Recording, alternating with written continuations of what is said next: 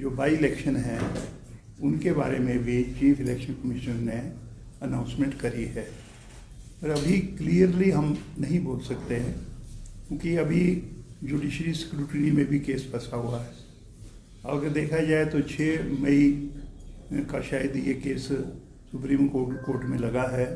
जब तक supreme court से क्लियर जो है वो फैसला नहीं आ जाता तब तक ये नहीं बोला जा सकता कि बाई इलेक्शन होंगे या नहीं होंगे, इसके बारे में नहीं बोला जा सकता। जो थोड़ा जो है वो कानून के बारे में जिनको ज्ञान है वो यही बोलेंगे कि जब तक फाइनल नहीं हो जाता तब तक इसके बारे में इकट्ठा इलेक्शन होगा नहीं होगा ये तो समय बताएगा कि समय के मुताबिक क्या फैसला होता है। सर, पिछली बार आप कैंडिडेट थे लोकसभा के हमीरपुर सीट से, क्या इस बार भी आप तैयार है? अभी आला कमान आपके प्रोसेस आती है?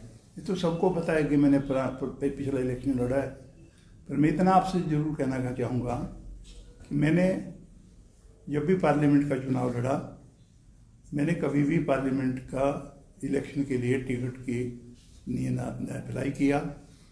जो मुझे पहले वीरभद्र सिंह जी कहते थे आपने इलेक्शन लड़ना, तो हमने इलेक्शन लड़ा।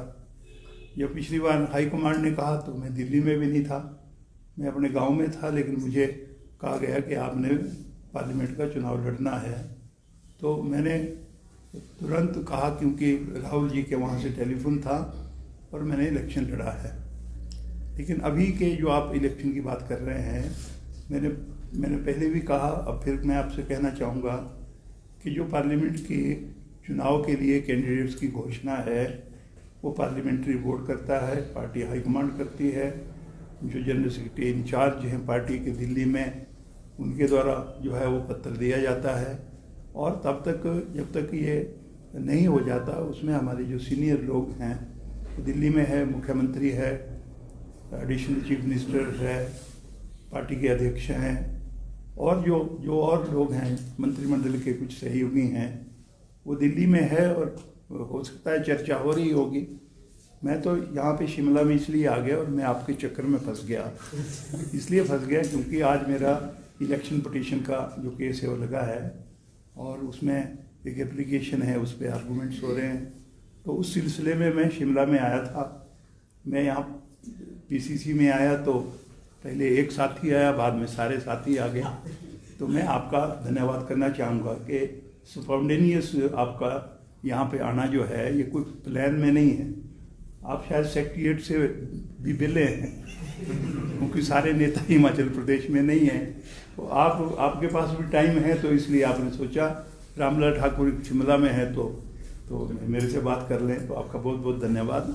नहीं सर, एक आला कमान कहता है आपको इलेक्शन लड़िए, आप तो अब तैयार है? वो अलग बात है, वो जब cross the bridge when the time comes. Sir, एक कोऑर्डिनेशन कमेटी भी सरकार और संगठन के बीच में बनाई गई, आप भी उसके सदस्य हैं, क्योंकि जिस तरह का पॉलिटिकल सिनेरियो कुछ दिन पहले था हिमाचल में, क्या लग रहा है आप लोगों की बैठक भी हुई होगी, चर्चा हुई होगी? क्योंकि चर्चा ये भी थी कि सीएम को बदलने की भी यहाँ पर मांग हुई थी, ऐसी चर्चा थी।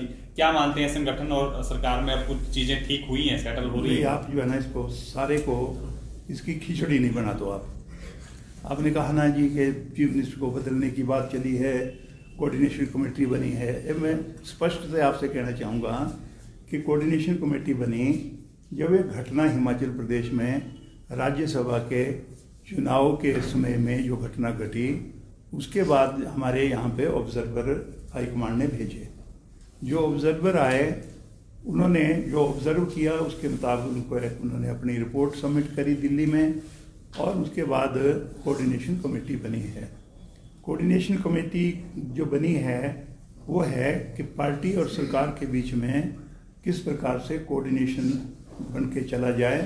पार्लियामेंट के चुनाव भी आगे हैं, जैसे आपने कहा कि सुगम घाट जो है वो बाई इलेक्शन की भी साथ में आ रही है। तो इन सारी बातों को ध्यान में रख के जो कोऑर्डिनेशन कमेटी बनाई है उसमें पार्टी और सरकार के बीच में तालमेल बिठा के कैसे हमने लोगों के बीच में जाना है उसके बारे में आगे कदम उठाए जाएंगे।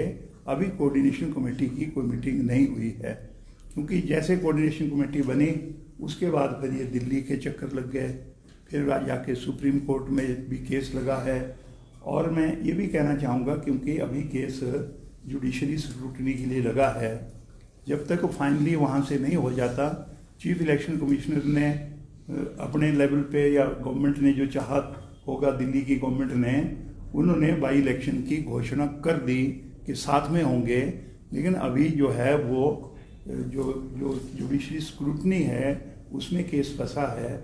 उसके बाद जब वहाँ से जो है वो सारी चीज़ क्लियर हो जाएगी, तब उसके बारे में जो है आगे कोई बात कही जा सकती है। सर, ये मानते हैं क्योंकि 6 कांग्रेस से ये बर्खास्त जो बागी विधायक हैं, क्या लग रहा है थोड़ा कांग्रेस को सबक लेने की आवश्यकता है, क्योंकि इस तरह का घटनाक्रम हुआ? क्या जिस तरह से बीजेपी कह रही है कि अंदर खाते कांग्रेस में ठीक नहीं है, तभी विधायक जो हैं उनके साथ आए हैं? देखो, आप कह रहे हैं ना कि बीजेपी क्या बोलेगी, कांग्रेस पार्टी बहुत अच्छी चली है, तो उनको कौन पूछेगा? तो इसलिए जयराम भी बोल रहा है, इसलिए इनके जो है ना, जो अखिल भारतीय स्तर पे जो नेता हैं जगत प्रकाश नड्डा जी, वो भी बोलेंगे। पर मैं इतना कहना चाहूँगा कि कांग्रेस पार्टी को भारतीय जनता पार्टी के कहे पे थोड़ी चलेगी। कांग्रेस पार्टी अपने ढंग से चलेगी। जो घटनाएं घटी हैं वो सबको मालूम है, उसके बारे में मैं कहूँ कि नहीं जी ये ठीक है, ये गलत है, ये ऐसा भी नहीं है। जो हुआ है वो हुआ है, और 6 लोग जो है उनके खिलाफ जो है वो स्पीकर के लेवल पे जो है ना फैसला हुआ है।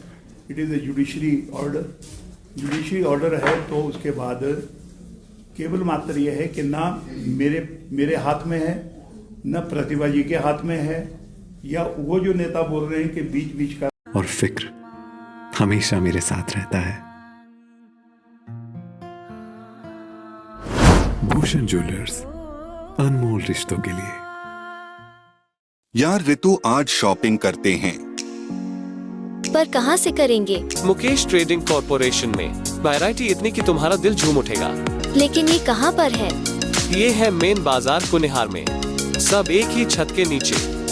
अब इधर उधर क्यों जाना जब अपने शहर में सब कुछ मिल रहा है, वो भी बढ़िया और अपने बजट में। तो चलते हैं शॉपिंग करने मुकेश ट्रेडिंग कॉर्पोरेशन में। तो सुना आपने, आज ही आइए अपने शोरूम में। मुकेश ट्रेडिंग कॉर्पोरेशन में सस्ती खरीदारी करके लाभ उठाएं। एक बार सेवा का मौका दें।